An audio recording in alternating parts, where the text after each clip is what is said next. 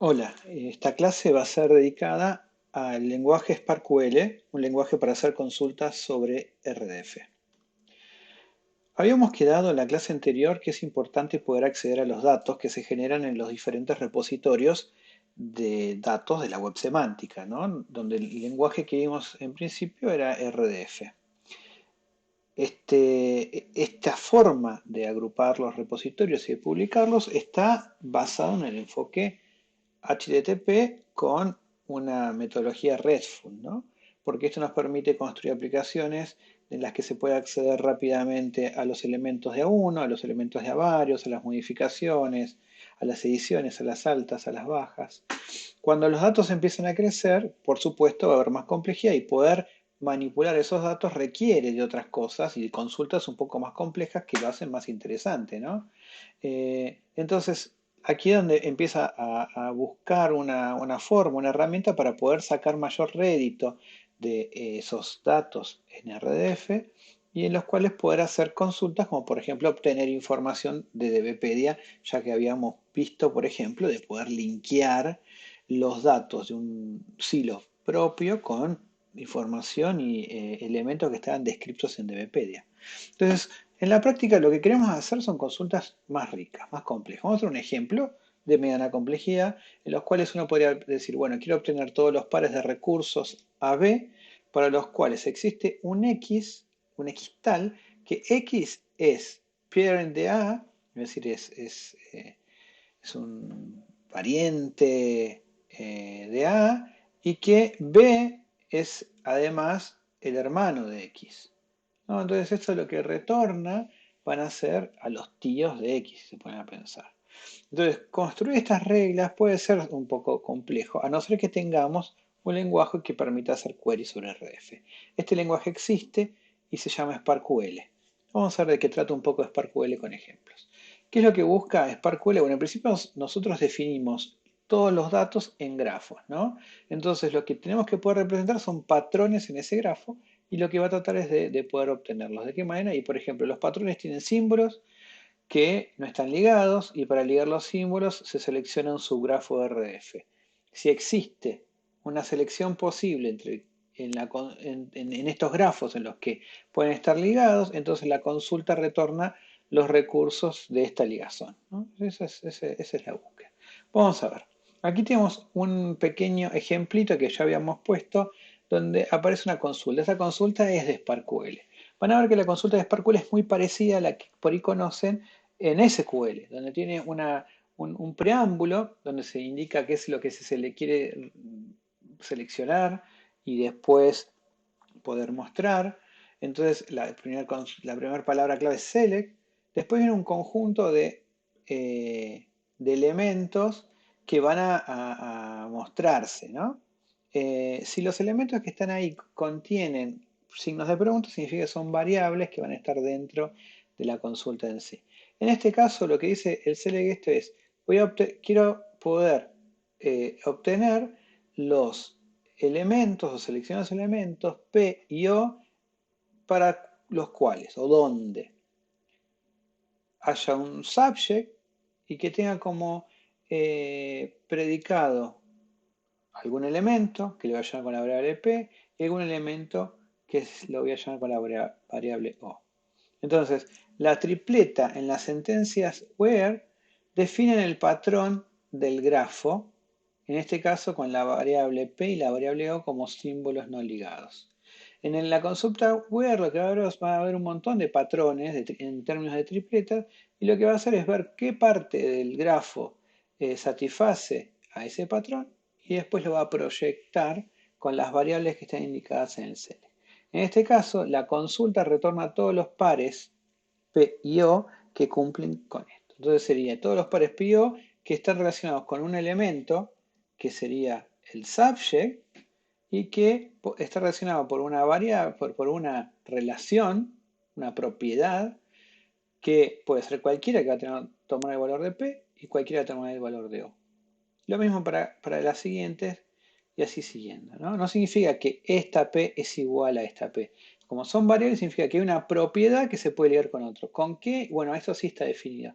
con un nodo de la forma subject. Vamos a ver un ejemplo más concreto.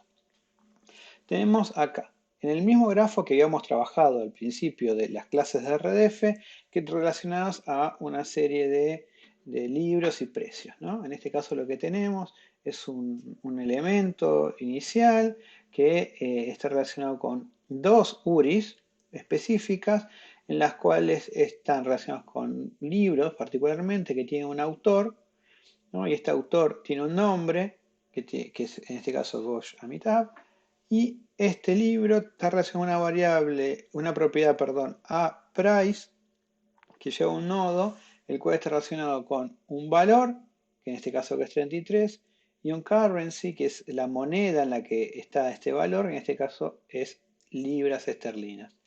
Algo similar ocurre con otro valor que es 50, pero en este caso está euros, y en este caso este libro tiene un valor de 60 de euros y 78 de dólares. Básicamente lo que dice es que este libro sale 33 libras esterlinas o también sale 50 euros, y este libro sale 60 euros o sale 78 dólares, ¿no? Eso es lo que muestra este grafo de conocimiento.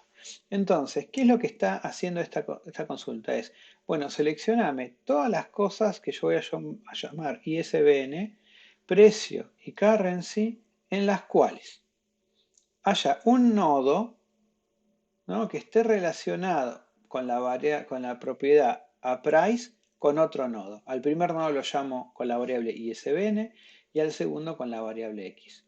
Y además que este nodo que está con la variable X tenga como valor algo a lo que voy a llamar precio. Y que además este elemento esté relacionado por la propiedad currency, a la que voy a llamar con algo que le voy a poner la variable currency. Entonces lo que vamos a hacer es buscar en este grafo cuáles son los subgrafos que hacen posible esa asignación. Entonces, este es el primero, en el que lo que vamos a ver es que tenemos, a ver, el primer elemento tiene que ser relacionado al ISBN, que es este, ¿no? Entonces, esto tendría valor de ISBN, está relacionado con una propiedad aPrice, que está acá, y con un elemento que es de tipo X, que sería este, ¿no? Ahora lo que espera es que este elemento esté relacionado con la propiedad RDFValue, y aquí está, y que tiene el valor 33 y lo deja en la variable price, y después que este mismo X esté relacionado con la propiedad pCurrency con un elemento al que va a llamar currency, y que es este. Entonces, ISBN es toda esta URI, price en este caso es 33, y currency es en este caso las libras esterlinas. Y aquí encuentra y refleja todo eso. Fíjense que lo que busca es toda una parte del grafo que hace verdadero o puede sostener todas estas tripletas, pero solamente lo que va a aparecer en la respuesta es lo que proyectó. En este caso ISBN, price y currency. Fíjense que X, la variable X, no la proyecta porque no le interesa por algo en particular. Además, ¿qué otro caso va a haber?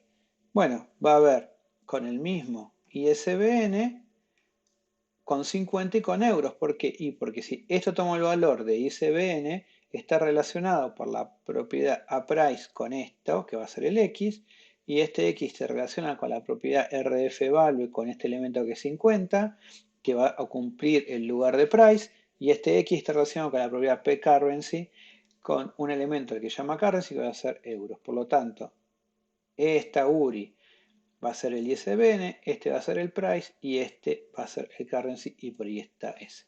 Si seguimos, en el otro lado va a pasar lo mismo con esa parte del grafo y también con esa parte del grafo. Así obtuvimos esta consulta, donde vimos el where, cómo funciona. Van a ver que en el where hay un montón de sentencias y la forma de concatenar las sentencias o de finalizar las sentencias con un punto. Cuando aparecen varias sentencias a través de un punto, significa que tiene que cumplirse esto, y además esto, y además esto, ¿no? Esa es la idea del bloque del where. También puede haber restricciones. Entonces, aquí lo que vamos a poner es una restricción donde solamente se muestren las los precios que están en euros. Entonces, ¿cómo se agrega esa restricción? Y lo que se hace es, en el mismo bloque del where, se agrega la sentencia filter. ¿Qué hace la sentencia filter? Recibe como parámetro algo que tiene que ser verdadero. Entonces lo que hace es que simplemente de todos los resultados que se generan acá, va a dejar como válidos los que cumplen como verdadero esto. En este caso, aquellos casos en los que la variable currency sea igual al literal euros. Aquí filter es una función que, en lo que se le puede poner como parámetros son expresiones booleanas y hay una serie de expresiones booleanas y operaciones ya definidas en SparkQL que son muy interesantes, por ejemplo, no solo comparar por la igualdad, sino que, por ejemplo, un string contenga un substring, menor o igual, comparación de fechas y cosas por el estilo, lo cual lo hace muy interesante. En este caso, fíjense que de la parte esta del grafo, solamente los que cumplen con tener como currency euro es esta parte de aquí y esta parte de este subgrafo, esta parte de aquí. También una cuestión de patrones opcionales. Aquí lo que hicimos fue agregar una nueva sentencia. ¿Cuál es la nueva sentencia? Es que hay una página en Wikipedia que habla sobre un libro que se llama The Glass Palace y que está diciendo que su ISBN, una propiedad WISBN, es la misma que este recurso, ¿no? Entonces el grafo está como agrandado por otro lado. Entonces, ¿qué es lo que quieren aquí hacer? Es proyectar aquellas ISBN con su precio y su moneda y que tengan una página en una wiki, en este caso en Wikipedia. Pero ¿qué sucede? Como saben que no todas eh, los nodos del grafo, no todos los subgrafos tienen una página en una wiki, lo que dicen que sea opcional. ¿Por qué? Porque si no lo tiene, no cumpliría esta parte del grafo. Entonces lo que dice es, bueno, si encuentran libros que tienen una wiki, ponen la wiki. Si el libro no posee una wiki, completan todo y donde va la wiki no ponen nada. Vamos a ver entonces, como esta es la misma query, lo que va a aparecer es que para un resultado va a aparecer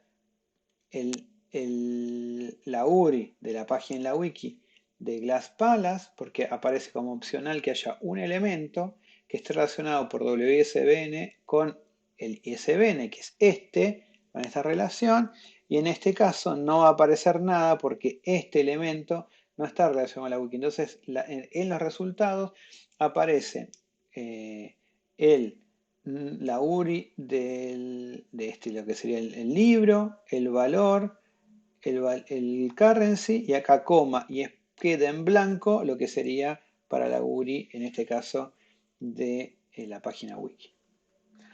También a partir de una sentencia de SparkQuery se pueden construir grafos.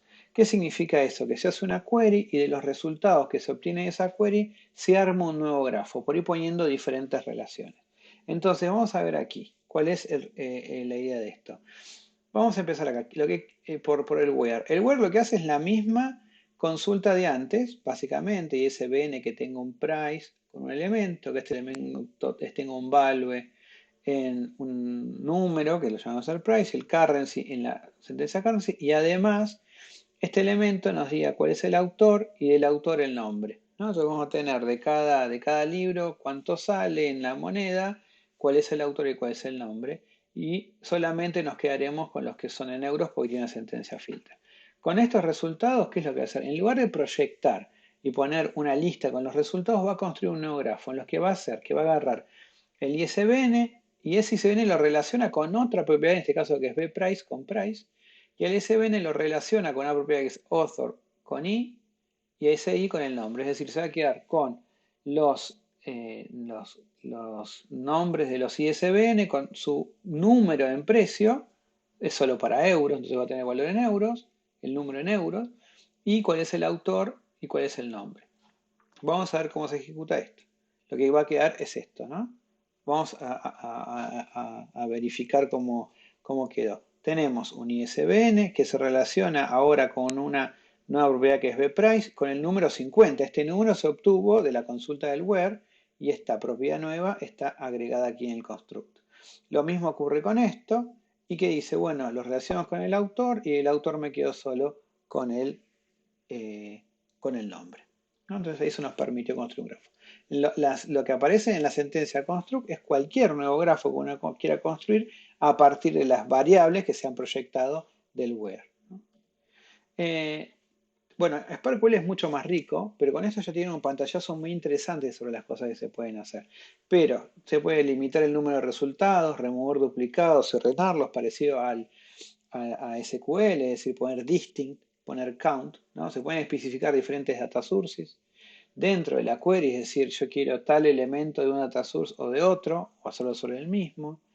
Construir un grafo combinando un patrón separado de los resultados de la query, usar data type y tags del lenguaje cuando haya matching con un patrón, agregación de los resultados, ¿no? Poder tener min, max, average, count, tener expresiones similares a lo que serían las expresiones regulares, ¿no? Por ejemplo, decir, bueno, yo quiero que un elemento se relacione n veces con otro. Entonces eso permite hacer una secuencia de relaciones entre nodos con la misma propiedad semántica, ¿no? Es un poquito más elaborado. En la práctica, ¿qué es lo que se usa? Bueno, SparkWeb usualmente se usa en la web y en espacios para permitir hacer estas consultas. Lo que se suele hacer es que todos los repositorios tienen asociado un endpoint en el que se pueden enviar consultas SparkQL y retornar los resultados. De esta forma, si yo tengo publicado mis datos, lo que permito también es que mis datos sean accedidos a partir de consultas, ¿no? El resultado es el resultado que uno pone en la parte del select o del construct, ¿no? Eh, bueno, puede haber documentos separados que definen el protocolo y el formato de los resultados. Entonces, por ejemplo, SparkQL, el protocolo para RF con HTTP y usar algún binding con SOAP. También se pueden presentar resultados en diferentes formas, entonces el que los consume los puede usar de otra manera. Bueno, tiene un montón de funcionalidades muy interesantes que lo que permiten es construir consultas y abstraerse del repositorio en sí, sino que la consulta se hace contra un endpoint, en los que estos SparkQL endpoint, y todos permiten hacer consultas vía HTTP, con una query, con un GET o algo por el estilo, y también tienen versiones para hacer consultas por seres humanos. Entonces aparece una consola donde uno pone una sentencia SparkQL. ¿Cuáles son la forma en que retorna resultados? Bueno, acá por ejemplo vemos un ejemplo del resultado de una query que se hace a través de una sentencia GET, ¿no? Entonces el resultado está dado para un computador, básicamente, ¿no? Para ser mostrado para una interfaz interactiva donde se van mostrando las diferentes columnas y resultados de la query, ¿no? No, no voy a entrar en detalles sobre esto, pero es posible. Hubo un update muy importante en el SparkQL 1.1 en el que se agregó el construct, en el que retorna un grafo nuevo y no se modifican los datos originales. Y también se agregó la idea de update, ¿no? En el que se puede modificar el dataset original. Este update depende del endpoint, a veces está deshabilitado, por lo general está deshabilitado. Pero a veces para los que estamos construyendo el, el grafo RDF, directamente la agregación, digamos, la agregación no, agregar nuevas tripletas lo podemos hacer con un update, en lugar de buscar cómo modificar el archivo a mano. También dentro de esto estamos en la sentencia insert. ¿Qué es lo que hace insert? Modifica el grafo y lo que agrega es una sentencia que cumple algo en función de la query. Vamos a ver aquí, en este ejemplo. En este ejemplo hacemos una query donde se busca un elemento que tenga un SVN relacionado por la propiedad aPrice y lo llama X. Este X lo relaciona con el price y este X también con el current, sino los mismos que habíamos visto antes. Este elemento con este y este con este y así con el demás. Lo que va a hacer es que en vez de proyectarlo, va a insertar una sentencia para el ISBN diciendo que es de tipo FRBR work. Si cumple con esto, ese elemento es de tipo work. Vamos a ver cómo quedaría y queda esas relaciones. Entonces está diciendo que por cómo estaba construido esto, ahora esto es de tipo FRBR. ¿Por qué es de tipo esto? Porque la sentencia que agrega es la que indica esas dos tripletas.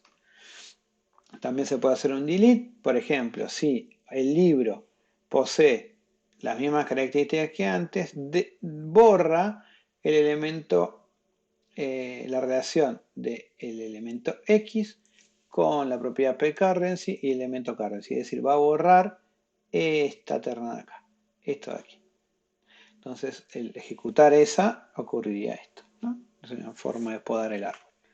Bueno, ¿qué es lo que tiene interesante SparkQL? Bueno, SparkQL puede funcionar como un punto de unificación. ¿Por qué? Porque no solo se abstrae todas las representaciones de los elementos con el RDF, sino que la forma de hacer queries, de consultar a esos elementos, es a partir de un procesador SparkQL, es decir, un motor que permite hacer las consultas, y las aplicaciones lo que tienen están formadas por queries que hacen los diferentes repositorios, queries en SparkQL, y esas queries permiten que la aplicación obtenga los datos de esa forma y los combine visualmente, ¿no?